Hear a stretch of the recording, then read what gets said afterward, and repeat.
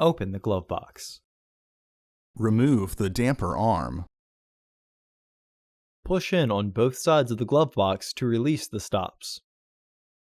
Lower the glove box. Unclip and remove the filter housing door. Remove the old filter from the housing and clean out any debris inside. Insert your new filter into the housing, with its airflow indicating arrow pointing down. Reinstall the filter housing door. Partially close the glove box to re-engage the stops. Reinstall the damper arm.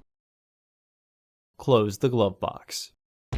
Order your parts today at filterheads.com.